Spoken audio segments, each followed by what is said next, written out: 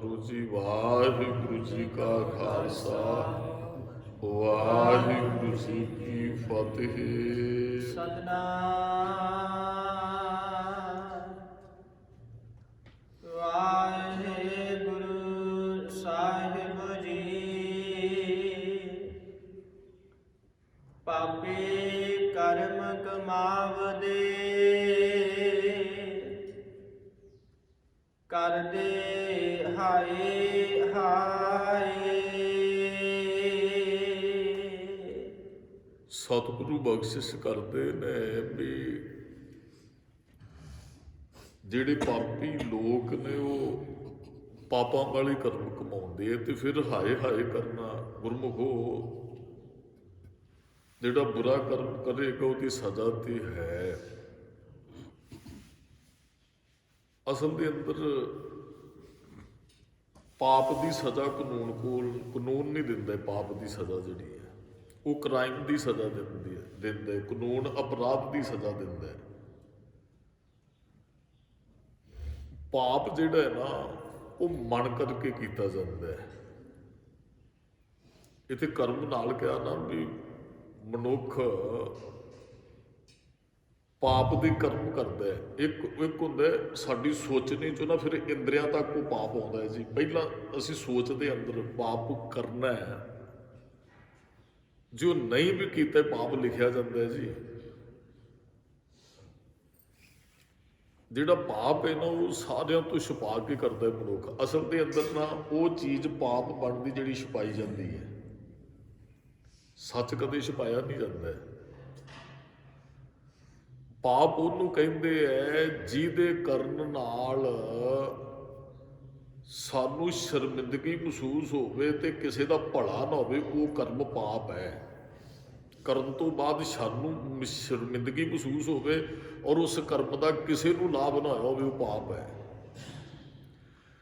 ਜਿਹੜੀ ਚੀਜ਼ ਅਸੀਂ ਦੂਸਰਿਆਂ ਤੋਂ ਛੁਪਾਉਣ ਦਾ ਯਤਨ ਕਰਦੇ ਹਾਂ ਉਹ ਪਾਪ ਹੈ। ਸਾਡੇ ਕੱਪੜੇ ਤੇ ਦਾਗ ਲੱਗਾ ਹੋਵੇ ਨਾ, ਦਾਗ, ਅਸੀਂ ਉਹਨੂੰ ਛੁਪਾਉਣ ਦਾ ਯਤਨ ਕਰਦੇ ਹਾਂ। ਜਿਹੜਾ ਛੁਪਾਉਣ ਦਾ, ਜਿਸ ਚੀਜ਼ ਨੂੰ ਛੁਪਾਉਣ ਦਾ ਯਤਨ ਕੀਤਾ ਜਾਂਦਾ ਉਹ ਸਹੀ ਨਹੀਂ ਹੋ ਸਕਦੀ।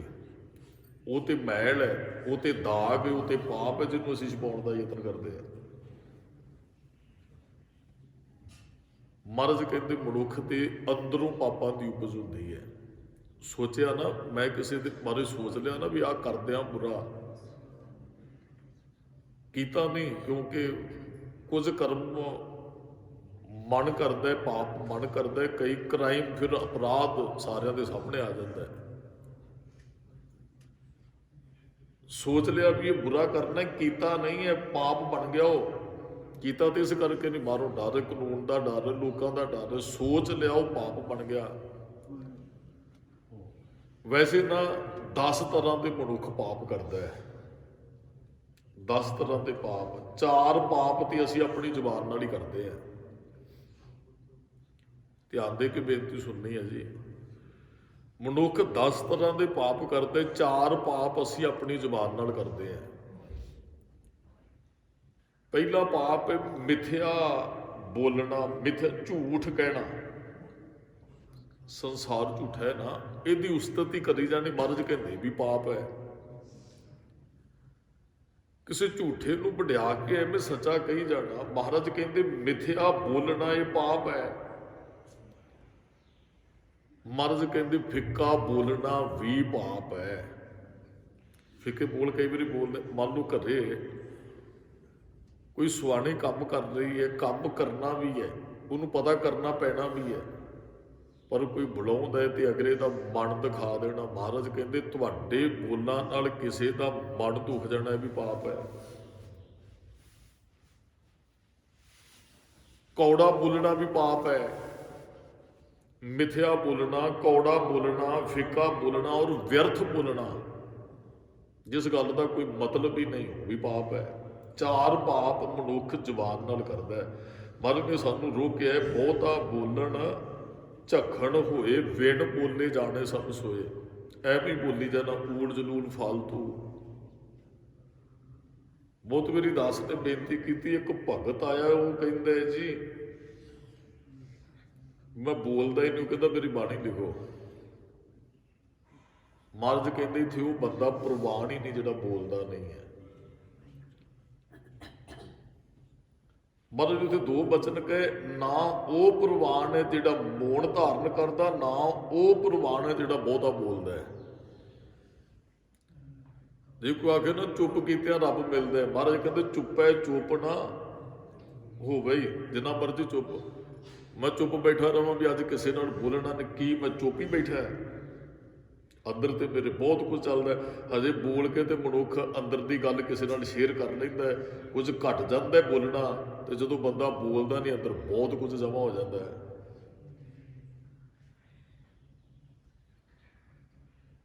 ਮੈਂ ਬੋਲਦਾ ਨਹੀਂ ਜੀ, ਤੇ ਘਰ ਵਾਲਿਆਂ ਨੂੰ ਕਹਿਣਾ ਜੀ ਰੋਟੀ ਲਿਖ ਕੇ ਦੇ ਦਿੱਤੀ, ਕਾਪੀ ਤੇ ਹੱਥ ਦੇ ਪੇਨ ਨਾਲ ਲਿਖ ਕੇ ਦਿੱਤਾ, ਰੋਟੀ ਚਾਹੀਦੀ, ਉਹ ਕੀ ਹੋਇਆ? ਬੋਲਿਆ ਹੀ ਹੈ। ਉਹ ਕੀ ਹੈ? ਅੰਦਰ ਤੇ ਬੋਲਦਾ ਹੀ ਪਿਆ ਹੈ।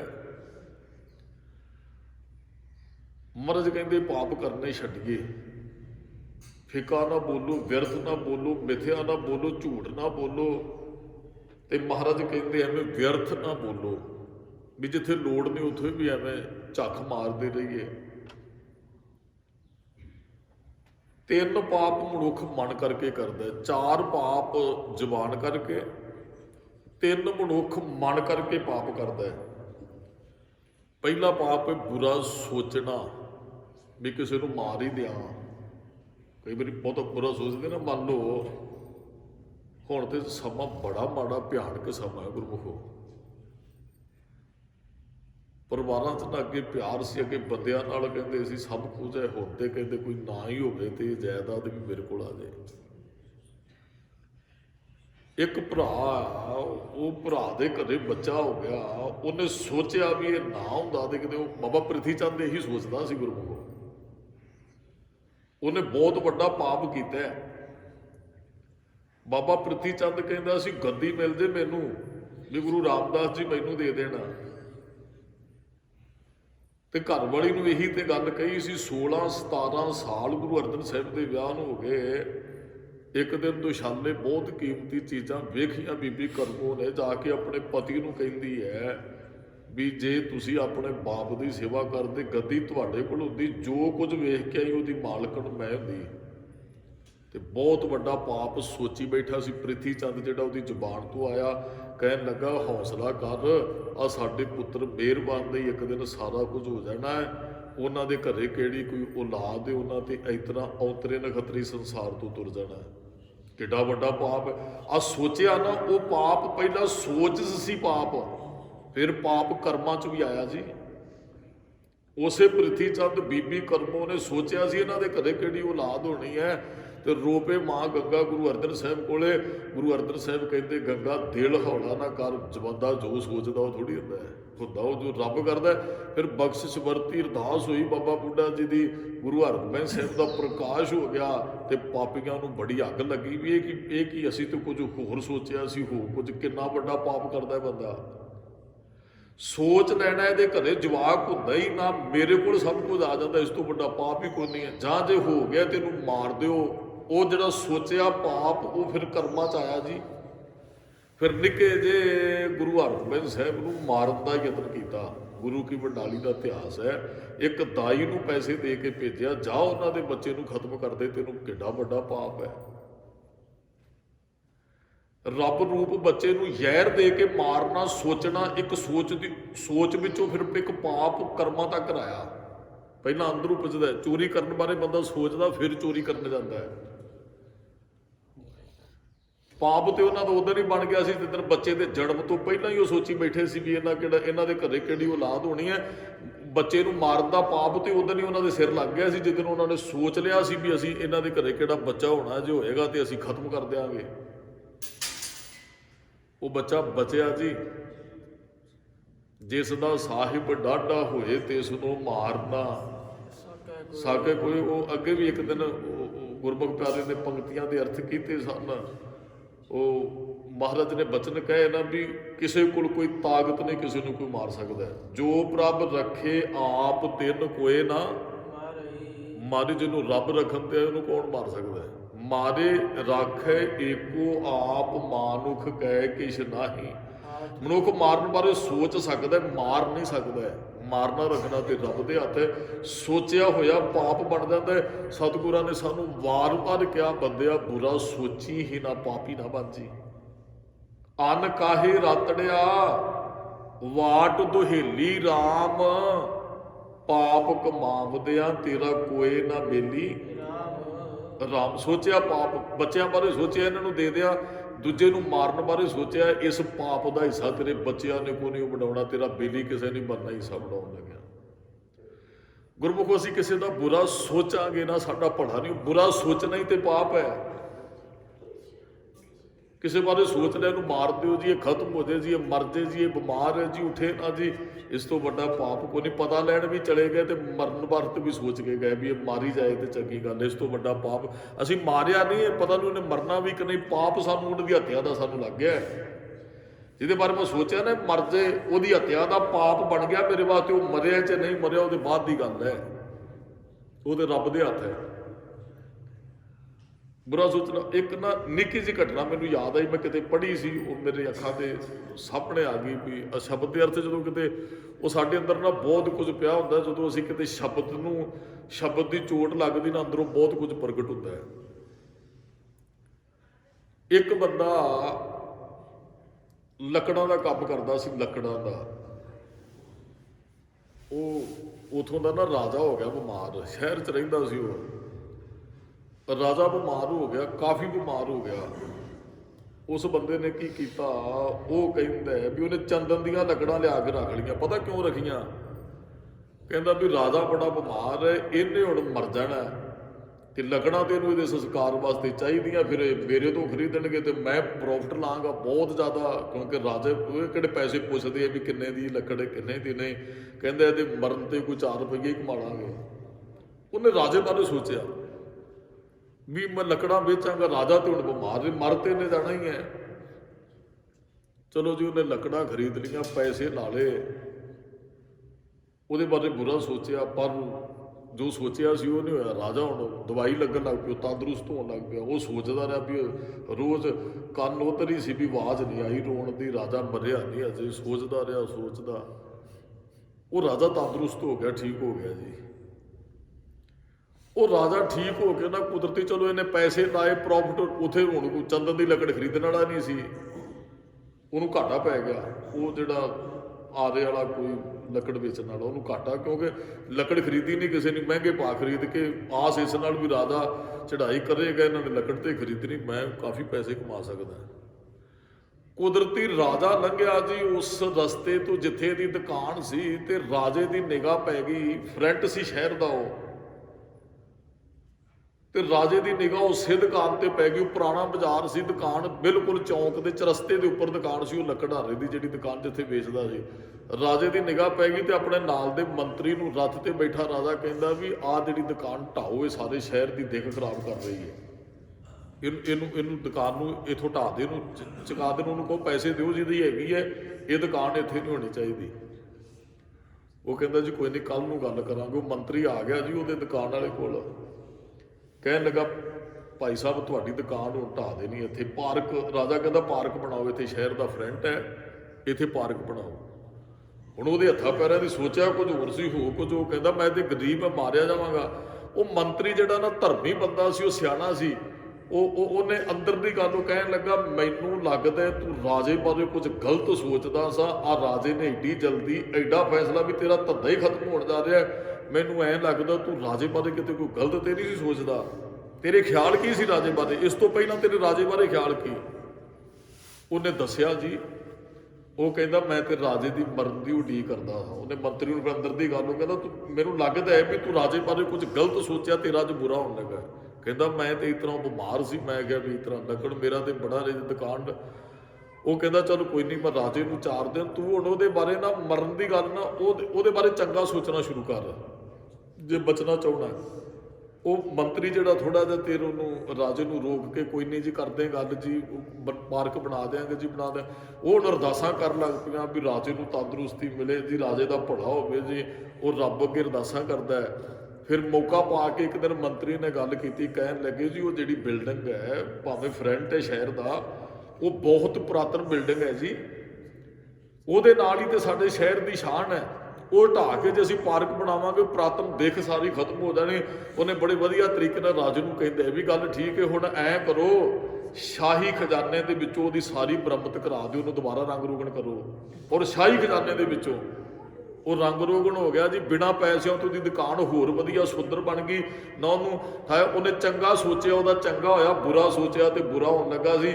ਦਾਸ ਜਿਹੜੀ ਬੇਨਤੀ ਕਰਨ ਲੱਗਾ, ਜੇ ਬੁਰਾ ਸੋਚੋਗੇ ਤੁਹਾਡਾ ਚੰਗਾ ਕਦੇ ਵੀ ਨਹੀਂ ਜੀ ਹੋਣਾ, ਇਹ ਪਾਪ ਬਣਦਾ ਹੈ, ਪਾਪ ਬੁਰਾ ਸੋਚਣਾ। ਮਹਾਰਾਜ ਕਹਿੰਦੇ ਬੰਦਿਆ ਪਾਪ ਨਾ ਕਰ, ਬੁਰਾ ਸੋਚਣਾ ਬੁਰਾ। ਮਹਾਰਾਜ ਕਹਿੰਦੇ ਐ ਪਹਿਲਾ ਪਾਪ ਕਮਾਉਣਾ ਹੈ ਮਨ ਕਰਕੇ ਕਿਸੇ ਨੂੰ ਬੁਰਾ ਸੋਚਣਾ ਵੀ ਇਹ ਮਾਰੀ ਜਾਏ। ਦੂਸਰਾ ਮਨ ਕਰਕੇ ਪਾਪ ਹੈ ਵੀ ਕਿਸੇ ਦਾ ਮਾਲ ਬਾਰੇ ਸੋਚਣਾ, ਵੀ ਗਵਾਂਢੀਆਂ ਦਾ ਵੀ ਮੇਰੇ ਕੋਲ ਆ ਜਾਏ, ਸੋਚ ਹੀ ਇਹ ਬੁਰੀ ਹੋ ਜਾਏ, ਇਹ ਮਰ ਜਾਏ, ਜਾਂ ਇਹਦੇ ਕੋਲ ਕੋਈ ਗਵਾਂਢੀ ਗੱਡੀ ਲੈ ਆਵੇ, ਸਾਨੂੰ ਜਲਨ ਹੋਵੇ, ਇਹ ਕਿੱਥੋਂ ਲਏ, ਇਹਨੇ ਮਕਾਨ ਕਿੱਥੋਂ ਸ਼ੁਰੂ ਕਰ ਲਿਆ, ਉਹ ਕਿਸੇ ਦੇ ਮਾਲ ਬਾਰੇ ਸੋਚਣਾ। ਮਹਾਰਾਜ ਕਹਿੰਦੇ ਵੀ ਪਾਪ ਹੈ, ਇਹਦਾ ਮੇਰੇ ਕੋਲ ਆ ਜਾਏ, ਜਾਂ ਇਹ ਕਿਉਂ ਕਰ ਰਿਹਾ ਹੈ ਇਹਦੇ। ਤੇ ਤੀਸਰਾ ਮਨ ਕਰਕੇ ਪਾਪ ਹੈ ਵੀ ਕਿਸੇ ਦੀ ਇੱਜ਼ਤ ਬਾਰੇ ਸੋਚਣਾ, ਵੀ ਇਹਦੀ ਇੱਜ਼ਤ ਖਰਾਬ ਹੋ ਜਾਏ, ਜਾਂ ਲੁੱਟਣ ਬਾਰੇ ਸੋਚਣਾ ਵੀ ਇਹਦੀ ਮੈਂ ਇੱਜ਼ਤ। ਮਹਾਰਾਜ ਕਹਿੰਦੇ ਮਨ ਕਰਕੇ ਪਾਪ ਹੈ। 4 ਪਾਪ ਜ਼ੁਬਾਨ ਕਰਕੇ ਮਨੁੱਖ ਕਰਦਾ ਹੈ, 3 ਪਾਪ ਮਨ ਕਰਕੇ ਕਰਦਾ, 3 ਪਾਪ ਹੀ ਸਰੀਰ ਕਰਕੇ ਕਰਦਾ ਹੈ, 10 ਪਾਪ ਮਨੁੱਖ ਕਰਦਾ ਹੈ। ਪਹਿਲਾ ਪਾਪ ਹੈ ਜਾਨ ਕਿਸੇ ਦੀ ਲੈ ਲੈਣੀ, ਕਿਸੇ ਦੀ ਹੱਤਿਆ ਕਰਨੀ, ਇਸ ਤੋਂ ਵੱਡਾ ਪਾਪ ਹੀ ਕੋਈ ਨਹੀਂ, ਕਿਸੇ ਨੂੰ ਮਾਰ ਹੀ ਦੇਣਾ। ਤੁਹਾਨੂੰ ਬਹੁਤ ਹਥਿਆਰੇ ਮਿਲਣਗੇ ਸੰਸਾਰ ਦੇ ਅੰਦਰ, ਥੋੜੇ ਜਿਹੇ ਪੈਸੇ ਲੈ ਕੇ ਲੋਕਾਂ ਦਾ ਕਤਲ ਕਰ ਦਿੰਦੇ ਆ, ਸ਼ੂਟਰ ਮਿਲ ਜਾਣਗੇ, ਉਹ ਮਿਲ ਜਾਣਗੇ, ਆਹ ਮਿਲ। ਮਹਾਰਾਜ ਕਹਿੰਦੇ ਬਹੁਤ ਵੱਡਾ ਪਾਪ ਹੈ ਕਿਸੇ ਨੂੰ ਮਾਰ ਦੇਣਾ, ਕਿਸੇ ਦੀ ਹੱਤਿਆ ਕਰ ਦੇਣੀ। ਦੂਸਰਾ ਪਾਪ ਹੈ ਵੀ ਮਾਲ ਖੋਹ ਲੈਣਾ, ਕਿਸੇ ਦੀ ਚੋਰੀ ਕਰ ਲੈਣੀ, ਕਿਸੇ ਦਾ ਹੱਕ ਖੋਹ ਲੈਣਾ, ਇਹ ਵੀ ਪਾਪ ਹੈ। ਤੇ ਤੀਸਰਾ ਪਾਪ ਹੈ ਕਿਸੇ ਦੀ ਇੱਜ਼ਤ ਲੁੱਟਣੀ। 3 ਪਾਪ ਮਨੁੱਖ ਸਰੀਰ ਕਰਕੇ ਕਰਦਾ ਹੈ। ਹਾਂ, ਸਰੀਰ ਵਾਲੇ ਪਾਪ ਮਨੁੱਖ ਛੁਪਾਉਣ ਦਾ ਯਤਨ ਕਰਦਾ ਹੈ। ਤੇ ਗੁਰੂ ਗ੍ਰੰਥ ਸਾਹਿਬ ਜੀ ਕਹਿੰਦੇ ਹੈ, ਪਹਿਲਾਂ ਵੀ ਬਚਨ ਪੜ੍ਹੇ, ਮਹਾਰਾਜ ਕਹਿੰਦੇ ਦੇਖ ਵਾੜ ਅਣਕ ਪੜਦੇ ਮੈਂ ਪਰਦਾਰਾ ਸੰਗ ਫਾਕੈ, ਚਿੱਤਰ ਗੁਪਤ ਜਬ ਲੇਖਾ ਮੰਗੇ ਤਬ ਕੌਣ ਪੜਦਾ ਤੇਰਾ ਟੱਕ। ਬੰਦਿਆ ਪਾਪ ਨਾ ਕਰ, ਤੇਰਾ ਪੜਦਾ ਕੋ ਨਹੀਂ ਕਿਸੇ ਨੇ ਟਕਣਾ। ਰੱਬ ਨੂੰ ਪਤਾ ਹੈ ਤੂੰ ਕੀ ਕਰਦਾ ਹੈ। ਤੇ ਮਹਾਰਾਜ ਨੇ ਬਚਨ ਕਹੇ ਰਾਮ ਸਿਮਰ ਪਛਤਾਹੇਗਾ ਮਨ, ਰਾਮ ਸਿਮਰਿਆ ਕਰ, ਮਨ ਤੈਨੂੰ ਪਛਤਾਉਣਾ ਪੈਣਾ। ਪਾਪੀ ਜੀੜਾ ਲੋਭ ਕਰਤ ਹੈ ਆਜ ਕਾਲ ਉਠ, ਪਾਪੀ ਜੀੜਾ ਤੇ ਤੇਰਾ ਲੋਭ ਕਰਦਾ ਅੱਜ ਕੱਲ ਤੂੰ ਤੁਰ ਜਾਣਾ, ਨਾ ਪਾਪ ਕਰ। ਪੰਕਤੀਆਂ ਪਹਿਲਾਂ ਪੜੀਆਂ, ਪਾਪ ਕਮਾਵਦਿਆਂ ਤੇਰਾ ਕੋਏ ਨਾ ਬੇਲੀ ਰਾਮ, ਕੋਏ ਨਾ ਬੇਲੀ ਹੋਏ ਤੇਰਾ ਸਦਾ ਪਛੁਤਾਵੈ। 2 ਪਾਪੀ ਬੰਦਿਆਂ ਦਾ ਸਾਡੇ ਇਤਿਹਾਸ ਦੇ ਵਿੱਚ ਜ਼ਿਕਰ ਆਉਂਦਾ ਹੈ, ਜਿਨ੍ਹਾਂ ਨੂੰ ਅੱਜ ਵੀ ਸਮੇਂ ਤੇ ਲਾਹਨਤਾਂ ਪਾਈਆਂ ਜਾਂਦੀਆਂ। ਉਹ ਇਹ ਗੰਗੂ ਤੇ ਚੰਦੂ। ਇਤਿਹਾਸ ਪੜ੍ਹੋ, ਕੋਈ ਧਰਮ ਨਹੀਂ ਜੇ ਮਾੜਾ ਗੁਰਮੁਖੋ, ਇਨਸਾਨ ਮਾੜਾ ਹੁੰਦਾ ਹੈ। ਕਿੱਡਾ ਵੱਡਾ ਪਾਪ ਕੀਤਾ ਗੰਗੂ ਨੇ, ਨਿੱਕੇ ਨਿੱਕੇ ਬੱਚਿਆਂ ਨੂੰ ਜੇਲ੍ਹ 'ਚ ਥੋੜੇ ਜਿਹੇ ਧਨ ਦੇ ਲਾਲਚ ਵਾਸਤੇ। ਮਾਂ ਗੁਜਰ ਕੌਰ ਨੂੰ, ਉਹੀ ਗੰਗੂ ਜਿੱਦਣ ਆਇਆ ਸੀ ਨਾ, ਮਾਂ ਗੁਜਰ ਕੌਰ ਗਰੀਬੀ ਬੜੀ ਹੈ, ਬੱਚੇ ਕਈ ਵਾਰੀ ਭੁੱਖੇ ਸੌ ਜਾਂਦੇ ਹੈ, ਸੁਣਿਆ ਗੁਰੂ ਘਰ ਤਨਖਾਹ ਵੀ ਮਿਲਦੀ ਹੈ, ਗੁਜ਼ਾਰਾ ਚੱਲ ਜਾਏਗਾ। ਮਾਂ ਲੈ ਕੇ ਗਈ ਗੁਰੂ ਗੋਬਿੰਦ ਸਿੰਘ ਸਾਹਿਬ ਕੋਲੇ, ਪੁੱਤਰ ਜੀ ਇਹ ਵਿਚਾਰਾ ਗੰਗੂ ਹੈ, ਗਰੀਬ ਹੈ, ਇਹ ਕਹਿੰਦਾ ਕੋਈ ਸੇਵਾ ਦੇ ਦਿਓ ਗੁਰੂ ਘਰ, ਤੇ ਤੁਹਾਡਾ ਵੀ ਮੇਰਾ ਗੁਜ਼ਾਰਾ ਚੱਲੇਗਾ, ਗੁਰੂ ਘਰ ਦੀ ਸੇਵਾ ਹੋ ਜਾਏਗੀ। ਮਹਾਰਾਜ ਨੇ ਇਹਦੇ ਚਿਹਰੇ ਵੱਲ ਵੇਖਿਆ ਸੀ ਜੀ, ਇਹਦੇ ਚਿਹਰੇ ਵੱਲ। ਮਹਾਰਾਜ ਚੁੱਪ ਹੋ ਗਏ। ਮਾਂ ਗੁਜਰ ਕੌਰ ਨੇ ਮੋਢੇ ਤੇ ਹੱਥ ਰੱਖ ਕੇ ਕਿਹਾ, ਬੇਟਾ ਤੁਹਾਨੂੰ ਕੁਝ ਪੁੱਛਿਆ ਤੁਸੀਂ ਦੱਸਿਆ ਨਹੀਂ, ਨੇਤਰ ਬੰਦ ਕਰ ਲਏ। ਤੇ ਜਦੋਂ ਦੂਸਰੀ ਵਾਰੀ ਮਾਂ ਗੁਜਰ ਕੌਰ ਨੇ ਪੁੱਛਿਆ, ਸਤਿਗੁਰਾਂ ਨੇ ਸੀਸ ਹਿਲਾਇਆ, ਬੋਲੇ ਨਹੀਂ ਸਨ।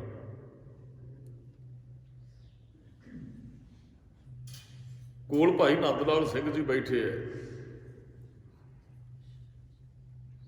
ਮਾਤਾ ਜੀ ਲੈ ਕੇ ਚਲੇ ਗਏ ਵੀ ਚਲੋ ਕੋਈ, ਮਹਾਰਾਜ ਨੇ ਪ੍ਰਵਾਨਗੀ ਦੇਤੀ ਵੀ ਦੇ ਦਿਓ ਮਾਤਾ ਜੀ ਕੋਈ ਸੇਵਾ। ਜਦੋਂ ਚਲੇ ਗਏ ਤੇ ਭਾਈ ਨੰਦ ਲਾਲ ਸਿੰਘ ਨੇ ਪੁੱਛ ਲਿਆ, ਮਹਾਰਾਜ ਕੀ ਗੱਲ ਹੈ? ਅੱਗੇ ਕੋਈ ਸਿੱਖ ਹੀ ਆਣ ਕੇ ਕਹਿ ਦਿੰਦਾ ਸੀ ਨਾ ਵੀ ਮਹਾਰਾਜ 500 ਪਠਾਨ ਆਏ, ਇੰਨੇ ਸੂਰਮੇ ਆਏ ਨੇ ਤੇ ਇਹਨਾਂ ਨੂੰ ਰੱਖ ਲਓ, ਤੇ ਤੁਸੀਂ ਕਦੇ ਕਿਸੇ ਨੂੰ ਨਾ, ਅੱਜ ਤੇ ਤੁਹਾਡੇ ਮਾਤਾ ਜੀ ਆਏ, ਮਹਾਰਾਜ ਕੀ ਗੱਲ? ਤੁਹਾਡੇ ਚਿਹਰੇ ਦੇ ਹਾਵ ਭਾਵ ਵੇਖੇ, ਤੁਹਾਡੇ ਨੇਤਰ ਬੰਦ ਹੋ ਗਏ, ਮਹਾਰਾਜ ਤੁਸੀਂ ਬੋਲੇ ਨਹੀਂ, ਸਿਰ ਹਿਲਾ ਕੇ ਪ੍ਰਵਾਨਗੀ ਦਿੱਤੀ। ਮਹਾਰਾਜ ਕੀ ਗੱਲ ਹੈ?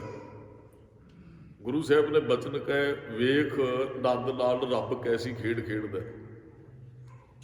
ਮਹਾਰਾਜ ਸਮਝ ਕੋਈ ਨਹੀਂ ਆਈ। ਮਹਾਰਾਜ ਨੇ ਕਿਹਾ ਸਾਡੇ 4 ਬੇਟੇ ਹੋਣੇ ਆ। ਜੋ ਦੋਵਾਂ ਦਾ ਜਨਮ ਹੋਇਆ ਸੀ ਬਾਬਾ ਅਜੀਤ ਸਿੰਘ, ਜੁਝਾਰ ਸਿੰਘ, 2 ਭਾਈ ਨੰਦ ਲਾਲ ਸਿੰਘ, ਤੇ ਖੁਸ਼ੀ ਵਾਲੀ ਗੱਲ ਹੈ ਜੀ, ਤੁਹਾਡੇ 4 ਬੇਟੇ ਹੋਣਗੇ, ਖੁਸ਼ੀ ਵਾਲੀ ਗੱਲ ਹੈ। ਮਹਾਰਾਜ ਕਹਿੰਦੇ ਅਗਲੀ ਗੱਲ ਵੀ ਸੁਣ, ਜੀ ਉਹ ਬੇਟੇ ਸਾਡੇ ਜਨਮ ਲੈ ਕੇ ਨਹੀਂ ਆਏ, ਉਹਨਾਂ ਦੀ ਮੌਤ ਦਾ ਕਾਰਨ ਰੱਬ ਨੇ ਉਹਨਾਂ ਦੇ ਜਨਮ ਤੋਂ ਪਹਿਲਾਂ ਹੀ ਘਰੇ ਭੇਜ ਦਿੱਤਾ ਹੈ। ਆਹ ਜਿਹੜਾ ਨਾ ਆਹ ਸਰੀਰ ਆਇਆ, ਇਹਦੀ ਸੋਚ ਠੀਕ ਨਹੀਂ ਹੈ। ਸੇਵਾ ਤੇ ਗੁਰੂ ਘਰ ਦੀ ਮੰਗਣਾ, ਮਾਫ ਕਰਨਾ, ਗੁਰੂ ਘਰ ਦੀ ਸੇਵਾ ਕਰਨ ਵਾਲੇ ਕਿਹੜੇ ਸਾਰੇ ਪਾਪੀ ਨਹੀਂ ਹੁੰਦੇ ਐ। 12 ਸਾਲ ਕੋਈ ਗੁਰੂ ਘਰ ਰਿਹਾ ਹੋਵੇ ਤੇ ਮੇਨ ਸੇਵਾ ਉਹਨੂੰ ਮਿਲੀ ਹੋਵੇ, ਤੇ 12 ਸਾਲਾਂ ਦੇ ਬਾਅਦ ਐਡਾ ਵੱਡਾ ਪਾਪ ਕਰਦੇ, ਦੱਸੋ ਜੀ, ਉਹ ਜਿਹਦੀ ਸੋਚ 'ਚ ਪਹਿਲਾਂ ਤੋਂ ਹੀ ਪਾਪ ਸੀ, ਫਿਰ ਕਰਮਾਂ 'ਚ ਤੇ ਪਾਪ ਇੱਕ ਦਿਨ ਆਏਗਾ ਹੀ ਆਏਗਾ। ਭਾਈ ਨੰਦ ਲਾਲ ਸਿੰਘ ਨੇ ਉਸ ਦਿਨ ਹੀ ਕਿਹਾ ਸੀ ਮਹਾਰਾਜ ਨੂੰ ਧੱਕੇ ਮਾਰ ਕੇ ਕੱਢ ਦਈਏ ਘਰੋਂ, ਜੇ ਨਹੀਂ ਇਹਦੀ ਸੋਚ ਚੰਗੀ। ਮਹਾਰਾਜ ਨੇ ਕਿਹਾ ਨਹੀਂ, ਜੋ ਲਿਖਿਆ ਨਾ ਉਹ ਫਿਰ ਹੁਣ ਵਰਤਣਾ ਹੈ।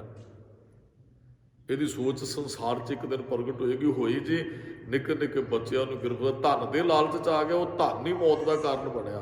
ਇਹ ਤੋਂ ਸਾਨੂੰ ਵੀ ਸਿੱਖਿਆ ਮਿਲਦੀ, ਧਨ ਕਰਕੇ ਐਵੇਂ ਕਿਉਂ ਪਾਪ ਕਰਨਾ, ਕਿਹੜਾ ਧਨ ਸਾਡੇ ਨਾਲ ਜਾਣਾ ਹੈ। ਦੂਸਰਾ, ਚੰਦੂ, ਬੜੇ ਤਸੀਹੇ ਦਿੱਤੇ ਗੁਰੂ ਅਰਜਨ ਸਾਹਿਬ ਮਹਾਰਾਜ ਨੂੰ ਇਹਨੇ, ਜਹਾਂਗੀਰ ਦੇ ਕਹਿਣ ਤੇ। ਕਈ ਵਿਦਵਾਨ ਕਹਿੰਦੇ ਜੀ ਜਹਾਂਗੀਰ ਦਾ ਕੋਈ ਨਹੀਂ ਹੱਥ, ਜੋ ਕੁਝ ਹੋਇਆ ਜਹਾਂਗੀਰ ਦੇ ਕਹਿਣ ਤੇ ਹੋਇਆ। ਹਾਂ, ਹੋਇਆ ਚੰਦੂ ਰਾਹੀਂ ਹੈ।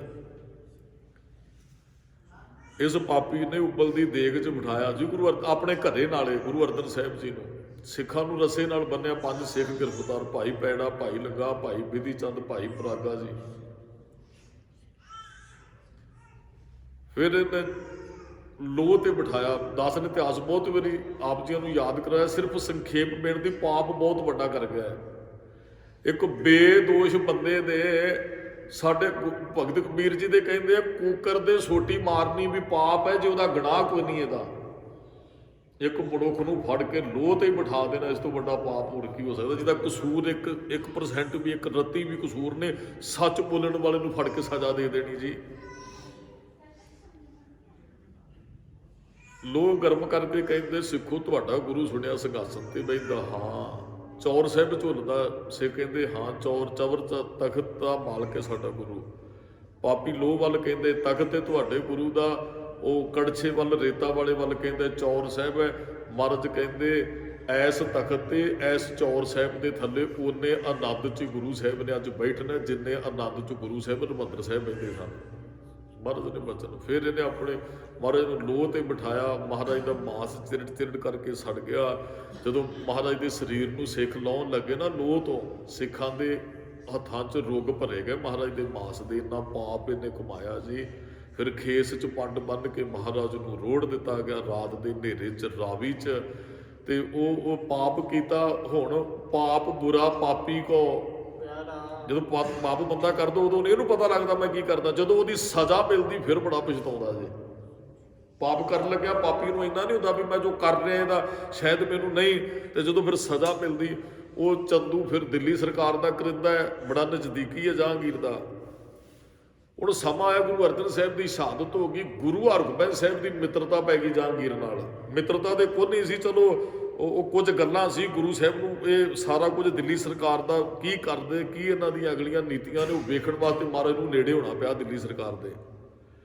ਤੇ ਚੰਦੂ ਨੂੰ ਹੱਥਾਂ ਪੈਰਾਂ ਦੀ ਪੈ ਗਈ ਵੀ ਜੇ ਜਹਾਂਗੀਰ ਨਾਲ ਮਿੱਤਰਤਾ ਵੱਧ ਗਈ ਤੇ ਮੈਨੂੰ ਮਹਾਰਾਜ ਫਿਰ ਪੁੱਛੇਗਾ ਸਾਡੇ ਬਾਪ ਨੂੰ ਕਿਉਂ ਤੁਸੀਂ ਇੰਨੇ ਤਸੀਹੇ ਦਿੱਤੇ। ਤੇ ਜਹਾਂਗੀਰ ਨੇ ਆਪਣੀ ਜਾਨ ਬਚਾਉਣ ਬਦਲੇ ਮੈਨੂੰ ਫੜਾ ਦੇਣਾ।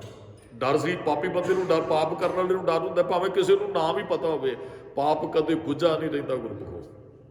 ਦਾਸ ਨੇ ਪਹਿਲਾਂ ਭਗਤੀ ਪੜ੍ਹੀਆਂ, 100 ਪੜਦਿਆਂ ਪਿੱਛੇ ਕਰੋ। ਸੰਸਾਰ ਤੋਂ, ਆਪਣੇ ਪਰਿਵਾਰ ਤੋਂ, ਬੱਚਿਆਂ ਤੋਂ ਲੁਕਾ ਕੇ ਰੱਖ ਸਕਦੇ ਹੋ ਪਾਪ। ਗੁਰੂ ਤੇ ਰੱਬ ਤੋਂ ਕਦੇ ਨਹੀਂ ਜੇ ਛੁਪਾਇਆ ਜਾਣਾ, ਜਿੱਥੇ ਮਰਜ਼ੀ ਬੈਠ ਕੇ ਕਰ ਲਓ। ਉੱਥੇ ਤਾਂ ਸਜ਼ਾ ਤਾਂ ਸਾਨੂੰ ਮਿਲਣੀ ਹੈ। ਜਿਹੜੇ ਵੀ ਆਪਾਂ ਕਰਾਂਗੇ ਰੱਬ ਦੇ ਘਰ ਤੇ ਸਜ਼ਾ ਮਿਲਣੀ। ਉੱਥੇ ਤੇ ਨੰਗਾ ਦੋਜਕ ਚਾਲਿਆ ਤਾਂ ਦਿਸੇ ਨੰਗੇ ਹੋ ਜਾਣੇ ਪਾਪ ਸਾਰੇ। ਫਿਰ ਤੇ ਦਾਗ ਦੋਸ਼ ਮੋਹ ਚੱਲਿਆ ਲਾਏ ਦਰਗਾ ਬੈਸਣ ਨਾਹੀ ਜਾਏ। ਉਦੋਂ ਸਾਰੇ ਪਾਪ ਨੰਗੇ ਕਰ ਦਿੰਦੇ ਐ। ਨੰਗਾ ਦੂਜਕ ਚਾਲਿਆ ਤਾਂ ਦਿਸੇ ਖਰਾ ਡਰਾਵਣਾ ਕਰ ਔਗਣ। ਇੱਥੇ ਬੰਦਾ ਔਗਣ ਕਮਾਉਂਦਾ, ਫਿਰ ਪਛਤਾਵਣਾ, ਫਿਰ ਪਾਪ ਹੈ ਨਾ, ਫਿਰ ਪਛਤਾਵਾ। ਜਦੋਂ ਸਜ਼ਾ ਮਿਲਦੀ ਪਛਤਾਵਾ ਤੇ ਉਦੋਂ ਹੀ ਹੁੰਦਾ ਹੈ। ਪਾਪ ਕਰਨ ਲੱਗਿਆ ਤੇ ਮਨੁੱਖ ਬੜੀ ਫਖਰ ਦਿਲੀ ਨਾਲ ਕਰ ਜਾਂਦਾ ਹੈ। ਹੁਣ ਚੰਦੂ ਨੂੰ ਡਰ ਹੋ ਗਿਆ। ਇਹਨਾਂ ਦੀ ਸਾਰੀ ਪਲੈਨਿੰਗ ਸੀ ਵੀ ਮਹਾਰਾਜ ਨੂੰ ਦਿੱਲੀ ਆਏ ਨੂੰ ਖਤਮ ਕਰ ਦਿਓ, ਗਵਾਲੀਅਰ ਦੇ ਕਿਲੇ 'ਚ ਪਾਉਣਾ। ਕੋਈ ਸਾੜ ਸਤੀ ਨਹੀਂ ਸੀ ਜਹਾਂਗੀਰ ਤੇ, ਕੋਈ ਕੁਝ ਨਹੀਂ ਸੀ। ਸੋਚ ਸੀ ਵੀ ਇਹਨਾਂ ਨੂੰ ਕੈਦ 'ਚ ਕਰਕੇ ਉੱਥੇ ਹੀ ਖਤਮ ਕਰ ਦਿਓ ਗਵਾਲੀਅਰ ਦੇ ਕਿਲੇ 'ਚ। ਫਿਰ ਯਤਨ ਜ਼ਹਿਰ ਪਾ ਕੇ ਦਿੱਤਾ ਜੀ ਮਹਾਰਾਜ ਨੂੰ ਖਾਣੇ 'ਚ। ਉਹ ਦਰੋਗਾ ਸੀ, ਉਹ ਸ਼ਰਧਾ ਰੱਖਦਾ ਸੀ ਗੁਰੂ ਸਾਹਿਬ ਤੇ, ਮਹਾਰਾਜ ਇਹਨਾਂ ਦਾ ਖਾਣਾ ਨਾ ਖਾਇਓ।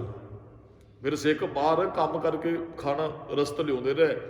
ਤੇ ਇਹਨਾਂ ਨੇ ਇੱਕ ਕਿਸੇ ਰਾਜੇ ਦੇ ਹੱਥੋਂ ਪਿਸ਼ਾਕ ਭੇਜੀ ਮਹਾਰਾਜ ਵਾਸਤੇ ਵੀ ਆਹ ਪਿਸ਼ਾਕ ਰਾਜੇ ਨੇ ਭੇਟਾ ਕੀਤੀ। ਉਹਦੇ 'ਚ ਸੀ ਜ਼ਹਿਰ ਦੇ ਤੱਤ ਲੱਗੇ ਹੋਏ।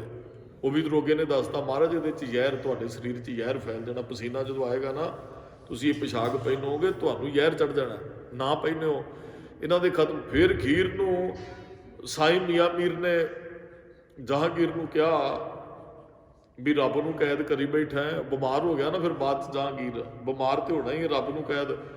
ਫਿਰ ਮਹਾਰਾਜ ਨੇ ਜਦੋਂ ਗਵਾਲੀਅਰ ਦੇ ਕਿਲੇ 'ਚੋਂ ਫਿਰ ਗੱਲ ਕੀਤੀ, ਜਹਾਂਗੀਰ ਸਾਡੇ ਬਾਪ ਨੂੰ ਤੁਸੀਂ ਤਸੀਹੇ ਬੜੇ ਦਿੱਤੇ। ਜਹਾਂਗੀਰ ਮੁੱਕਰ ਗਿਆ, ਡਰਦਾ ਸੀ ਗੁਰੂ ਸਾਹਿਬ ਤੋਂ, ਪਤਾ ਸੀ ਮਹਾਰਾਜ ਡਰਦੇ ਨਹੀਂ ਕਿਸੇ ਨੂੰ। ਕਹਿੰਦਾ ਜੀ ਮੇਰਾ ਕੋਈ ਕਸੂਰ ਨਹੀਂ ਹੈ, ਚੰਦੂ ਨੇ ਕੀਤਾ ਜੀ ਜੋ ਕੁਝ ਕੀਤਾ, ਮੈਂ ਤੁਹਾਨੂੰ ਹਵਾਲੇ ਕਰ ਦੇਣਾ ਤੁਹਾਡੇ। ਫਿਰ ਪਕੜਿਆ ਜੀ ਉੱਥੇ ਦਿੱਲੀ ਦੇ ਅੰਦਰ ਸਿੱਖਾਂ ਨੇ ਚੰਦੂ ਨੂੰ। ਮਹਾਰਾਜ ਨੂੰ ਪਤਾ ਸੀ ਜਹਾਂਗੀਰ ਦੇ ਕਹਿਣ ਤੇ ਜੋ ਕੁਝ ਹੈ, ਪਰ ਕੀਤਾ ਤੇ ਚੰਦੂ ਨਹੀਂ ਸੀ। ਫਿਰ ਸਿੱਖਾਂ ਦੇ ਜਦੋਂ ਹੱਥਾਂ 'ਚ ਆਇਆ ਨਾ ਚੰਦੂ, ਬੜਾ ਮਾਰਿਆ ਸਿੱਖਾਂ ਨੇ। ਜਿਹੜਾ ਇਤਿਹਾਸ ਕਵੀ ਸੰਤੋਖ ਸਿੰਘ ਕਹਿੰਦਾ ਇਹਦੇ ਸਿਰ 'ਚ ਜ਼ਖਮ ਹੋ ਗਏ ਸਨ, ਜੁੱਤੀਆਂ ਨਾਲ ਕੁੱਟਿਆ ਜੀ ਸਿੱਖਾਂ ਨੇ ਦਿੱਲੀ ਦਿਆਂ ਨੇ। ਵੀ ਗੁਰੂ ਅਰਜਨ ਸਾਹਿਬ ਨੂੰ ਇਹਨੇ ਇਸ ਤਰ੍ਹਾਂ ਤਸੀਹੇ ਦਿੱਤੇ। ਬਹੁਤਿਆਂ ਨੂੰ ਉੱਥੇ ਦਿੱਲੀ 'ਚ ਪਹਿਲਾਂ ਪਤਾ ਨਹੀਂ, ਜੋ ਦੱਸਿਆ ਗਿਆ ਨਾ ਇਸ ਤਰ੍ਹਾਂ ਇਹਨੇ ਲੋਹ ਤੇ ਬਿਠਾਇਆ।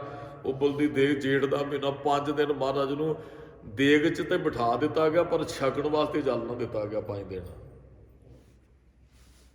ਪ੍ਰਸ਼ਾਦਾ ਨਹੀਂ ਸੀ ਦਿੱਤਾ ਗਿਆ। ਉਤੋਂ ਫਿਰ ਸੰਗਲਾਂ ਨਾਲ ਬੰਨਿਆ ਸਿੱਖਾਂ ਨੇ। ਕਿਰਮ ਚੱਲ ਗਏ ਸਨ ਲਾਹੌਰ ਤੱਕ ਪਹੁੰਚਦਿਆਂ ਦਿੱਲੀ ਤੋਂ, ਜਿਹੜੇ ਜ਼ਖਮ ਹੋਏ ਸਿਰ 'ਚ। ਅੱਗੇ ਲਾਹੌਰ ਆਉਂਦਾ ਸੀ ਨਾ ਕਿਤੇ, ਇਹ ਚੰਦੂ ਦੇ ਲੋਕ ਬਾਜ਼ਾਰਾਂ 'ਚੋਂ ਨਿਕਲ ਕੇ ਸਲਾਮ ਕਰਦੇ ਸਨ। ਜਿਹੜਾ ਨਹੀਂ ਸੀ ਨਾ ਦੁਕਾਨ 'ਚੋਂ ਨਿਕਲਦਾ, ਉਹਦੀ ਦੁਕਾਨ ਬੰਦ ਕਰਾ ਦਿੰਦਾ ਸੀ। ਪਾਵਰ ਸੀ ਨਾ ਵੀ ਇਹ ਮੈਨੂੰ ਝੁਕਿਆ ਨਹੀਂ ਹੈ। ਅੱਜ ਸਿੱਖ ਧੂ ਕੇ ਲੈ ਕੇ ਆਏ ਜੀ। ਉਹ ਜਿਵੇਂ ਕੁੱਤੇ ਦੇ ਗਲ 'ਚ ਨਹੀਂ ਪਟਾ ਪਾਇਆ ਹੁੰਦਾ, ਇਸ ਤਰ੍ਹਾਂ ਪਟਾ ਇਹਦੇ ਗਲ 'ਚ ਪਾਇਆ, ਖਿੱਚ ਕੇ ਲਿਆਏ। ਤੇ ਲੋਕ ਅੱਜ ਅੱਗੇ ਸਲਾਮ ਕਰਨ ਲਈ ਨਿਕਲਦੇ ਸਨ, ਅੱਜ ਛਿੱਤਰ ਮਾਰ ਲਈ ਆਪਣੀਆਂ ਦੁਕਾਨਾਂ 'ਚੋਂ ਬਾਹਰ ਨਿਕਲਦੇ ਆ। ਖੀਰ ਨੂੰ ਗੜਦਿੱਤੇ ਪਰ ਭੁੰਜੇ ਦੀ ਦੁਕਾਨ ਸਾਹਮਣੇ ਚਲਾ ਗਿਆ, ਉਹ ਦਾਣੇ ਭੁੰਨ ਕੇ ਆਪਣਾ ਗੁਜ਼ਾਰਾ ਕਰਦਾ ਸੀ। ਜਿਹਨੂੰ ਡਰਾ ਧਮਕਾ ਕੇ ਮਹਾਰਾਜ ਦੇ ਸੀਸ 'ਚ ਰੇਤਾ ਪਵਾਇਆ ਸੀ, ਉਸੇ ਗੜਦਿੱਤੇ ਭੁੰਜੇ ਤੋਂ, ਲਾਹੌਰ ਦਾ ਰਹਿਣ ਵਾਲਾ। ਉਹਦੀ ਦੁਕਾਨ ਸਾਹਮਣੇ ਉਹਨੇ ਜਦੋਂ ਚੰਦੂ ਨੂੰ ਵੇਖਿਆ, ਉਹਨੂੰ ਬੜਾ ਗੁੱਸਾ ਚੜਿਆ। ਕਹਿੰਦਾ ਮੇਰੇ ਹੱਥੋਂ ਐਡਾ ਵੱਡਾ ਪਾਪ ਕਰਵਾ ਦਿੱਤਾ ਤੂੰ। ਉਹਦੇ ਹੱਥ 'ਚੋਂ ਜਿਹੜਾ ਉਹ ਰੇਤਾ ਦਾਣੇ ਭੁੰਨਣ ਵਾਲਾ ਕੜਛਾ ਜਿਹਾ ਸੀ ਨਾ, ਉਹਨੇ ਲਿਆਂਦਾ ਜੀ, ਉਹਨੇ ਇਹਦੇ ਢਿੱਡ 'ਚ ਲਿਆ ਕੇ ਮਾਰਿਆ, ਦੀਆਂ ਆਂਦਰਾਂ ਬਾਹਰ ਖਿੱਚ ਲਈਆਂ ਜੀ ਸਾਰੀਆਂ। ਉਹਦੀ ਦੁਕਾਨ ਦੇ ਅੱਗੇ ਫਿਰ ਤੜਫ ਕੇ ਚੰਦੂ ਮਰਿਆ ਜੀ। ਕਿਰਮ ਇਹਦੇ ਸਰੀਰ 'ਚ ਚੱਲੇ ਹੋਏ ਸਨ। ਮਹਾਰਾਜ ਇਹੀ ਗੱਲ ਕਹਿੰਦੇ, ਮਹਾਰਾਜ ਸਾਨੂੰ ਪਹਿਲਾਂ ਚੇਤੇ ਕਰਾਉਂਦੇ ਨੇ ਵੀ ਤੂੰ ਬੰਦਿਆ ਪਾਪ ਨਾ ਕਰ। ਭਾਈ ਗੁਰਦਾਸ ਜੀ ਨੇ ਬਚਨ ਕਹੇ ਨੇ, ਜਿਹਦੇ ਹੱਥ 'ਚ ਪਾਪ ਨੇ ਨੂੰ ਫਿਰ ਪਾਪ ਕਰਨ ਤੋਂ ਨਹੀਂ ਡਰਦਾ। ਉਸ ਸਮੇਂ ਲੱਗਦਾ ਵੀ ਸ਼ਾਇਦ ਕਿਸੇ ਨੂੰ ਮੇਰਾ ਕੋਈ ਕੀ ਵਿਗਾੜ ਸਕਦਾ। ਕੱਲ ਆਈ ਕੁੱਤੇ ਮੂੰਹੀ ਖਾਜ ਹੋਆ, ਮੁਰਦਾਰ ਗੁਸਾਈ ਰਾਜੇ ਪਾਪ ਕਮਾਮ ਦੀ ਉਲਟੀ ਵਾੜ ਖੇਤ ਕੋ ਖਾਈ। ਪਾਪ ਕਮਾਉਂਦੇ ਫਿਰ ਪਾਪ ਦੀ ਉਪਜ ਅੰਦਰ ਹੁੰਦੀ ਹੈ। ਦਾਸ ਨੇ ਪਹਿਲਾਂ ਬੇਨਤੀ ਕੀਤੀ, ਅਪਰਾਧੀ ਕਿੰਨੇ ਨੇ, ਮਾਮਲੇ ਕਿੰਨਿਆਂ ਤੇ ਦਰਜ ਨੇ, ਤੁਸੀਂ ਪਤਾ ਕਰ ਸਕਦੇ ਹੋ। ਉਹ ਅੰਕੜੇ ਕੱਢਦੇ ਨੇ ਵੀ ਹੁਣ ਇਲੈਕਸ਼ਨ 'ਚ ਖੜੇ ਨੇ, ਉਹ ਕਹਿੰਦੇ ਜੀ ਇਹਦੇ ਤੇ ਕੋਈ ਅਪਰਾਧਿਕ ਮਾਮਲਾ ਨਹੀਂ। ਉਹਨਾਂ ਨੂੰ ਪਤਾ ਹੁੰਦਾ ਹੈ ਵੀ ਕੋਈ ਫਾਈਲ ਨਹੀਂ ਇਹਦੇ, FRI ਉਹ ਇਹਦੇ ਖਿਲਾਫ ਨਹੀਂ ਕੋਈ ਵੀ। ਫਿਰ ਤੁਸੀਂ ਪਤਾ ਕਰ ਸਕਦੇ ਹੋ ਕਿੰਨੇ ਕੁ ਸਾਡੇ ਪਿੰਡ 'ਚ ਅਪਰਾਧੀ, ਕਿੰਨਿਆਂ ਦੇ ਕੇਸ ਚੱਲਦੇ ਆ, ਪਾਪੀ ਕਿੰਨੇ ਇਹ ਨਹੀਂ ਪਤਾ ਕਰ ਸਕਦੇ। ਪਾਪ ਸੁਰਤ ਕਰਕੇ ਹੁੰਦਾ ਹੈ।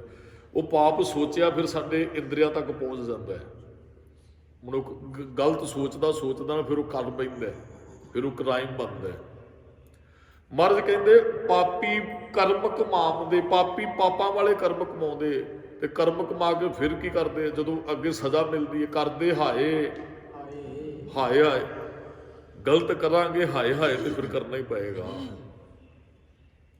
ਜਿਹਦੇ ਅਰਥ ਪਤਾ ਹੀ ਕਰਨਾ ਵੀ ਹਾਏ ਹਾਏ ਦਾ ਅਰਥ ਵੀ ਪਾਪੀ ਕਰਮ ਕਰਨ ਲੱਗਾ ਨਾ ਬੜੇ ਚਾਅ ਨਾਲ ਕਰਮ ਕਰਦੇ। ਹਾਏ ਹਾਏ ਦਾ ਅਰਥ ਇਹ ਵੀ ਜੇ ਹੁਣ ਕਿਸੇ ਦੀ ਹੱਤਿਆ ਕਰਨ ਵਾਲਾ ਕਿੰਨੀਆਂ ਛਾਲਾਂ ਮਾਰ ਕੇ ਦੂਸਰੇ ਦਾ ਗਲਾ ਘੁੱਟਣ ਤੇ ਜਾਂਦਾ, ਛੁਰੀਆਂ ਚਲਾਉਂਦਾ, ਉਹ ਹਾਏ ਧਾ ਕੇ ਹਮਲਾ ਕਰਦਾ ਪਾਪ ਕਰਨ ਲੱਗਾ ਬੰਦਾ। ਇਹਦਾ ਹਾਏ ਹਾਏ ਦਾ ਅਰਥ ਇਹ ਵੀ ਹੈ। ਹਾਏ ਹਾਏ ਦਾ ਅਰਥ ਇਹ ਵੀ ਹੈ ਹੁਣ ਪਾਪ ਕਰੇਗਾ ਹਾਏ ਹਾਏ ਤੇ ਫਿਰ ਕਰਨੀ ਪੈਣੀ ਹੈ। ਮੰਨ ਲਓ ਵੀ ਕਾਨੂੰਨ ਨੂੰ ਪਤਾ ਨਹੀਂ, ਪੁਲਿਸ ਨੂੰ ਪਤਾ ਨਹੀਂ, ਕੇਸ ਦਰਜ ਨਹੀਂ ਹੋਇਆ, ਕੁਝ ਵੀ ਨਹੀਂ ਹੋਇਆ, ਉਹ ਬੰਦਾ ਇੱਕ ਦਿਨ ਮੰਜੇ ਤੇ ਪਿਆ ਆਪਣੇ ਪਾਪ ਯਾਦ ਕਰਕੇ ਹੀ ਹਾਏ ਹਾਏ ਕਰੇਗਾ, ਮੈਂ ਕੀ ਕੀਤਾ। ਰੱਬ ਸਜ਼ਾ ਦਿੰਦਾ ਹੈ ਉਹਨੂੰ। ਇਸ ਕਰਕੇ ਪਾਪਾਂ ਤੋਂ ਸਾਨੂੰ ਤੌਬਾ ਕਰਨੀ ਚਾਹੀਦੀ ਹੈ। ਕਦੇ ਕਿਸੇ ਦਾ ਕੋਈ ਗਲਤ ਨਹੀਂ ਸੋਚਣਾ, ਕਦੇ ਅਸੀਂ ਕਿਸੇ ਦਾ ਬੁਰਾ ਨਹੀਂ ਕਰਨਾ ਦੂਰ ਦੀ ਗੱਲ ਹੈ। ਕਰ ਤੇ ਦਿੱਤਾ ਉਹ ਤੇ ਅਪਰਾਧ ਬਣ ਗਿਆ, ਸੋਚਣਾ ਵੀ ਨਹੀਂ, ਸੋਚਣਾ ਬੁਰਾ ਪਾਪ ਬਣ ਗਿਆ। ਅਸੀਂ ਪਾਪਾਂ ਤੋਂ ਬਚਣਾ ਹੈ। ਮਹਾਰਾਜ ਕਹਿੰਦੇ ਪਾਪੀ ਬਿਰਤੀ ਵਾਲੇ ਭਾਈ ਫਿਰ ਉਹ ਪਾਪ ਦੇ ਕਰਮ ਕਰਦੇ ਐ, ਫਿਰ ਖੀਰ ਨੂੰ ਹਾਏ ਹਾਏ ਕਰਦੇ ਹਨ।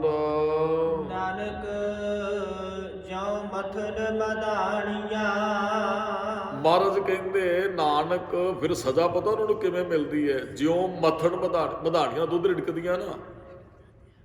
ਚਲੋ ਪੁਰਾਤਨ ਤੇ ਬੀਬੀਆਂ ਨਾ ਉਹ ਜਿਹੜੀ ਹੱਥਾਂ ਨਾਲ ਮਧਾਣੀ ਨਾ ਉਹ ਬਹੁਤਾ ਦੁੱਧ ਨੂੰ ਦੁੱਖ ਨਹੀਂ ਦਿੰਦੀ ਹੋਏਗੀ ਕਿ ਉਹ ਹੱਥਾਂ ਨਾਲ ਖਿੱਚਣੀ ਪੈਂਦੀ ਸੀ।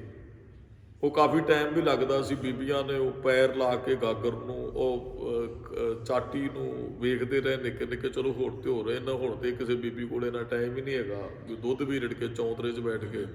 ਉਹ ਬਜ਼ੁਰਗ ਮਾਈਆਂ ਰਿੜਕਦੀਆਂ ਸਨ, ਉਹਨਾਂ ਨੇ ਦੁੱਧ ਰਿੜਕਣਾ। ਚਲੋ ਹੱਥ ਵਾਲੀ ਮਧਾਣੀ ਨਾਲ ਬਹੁਤਾ ਨਹੀਂ ਉਹ, ਤੇ ਹੁਣ ਤੇ ਇਲੈਕਟ੍ਰੋਨਿਕ ਉਹ ਸਾਰੀਆਂ ਮਧਾਣੀਆਂ ਹੁੰਦੀਆਂ।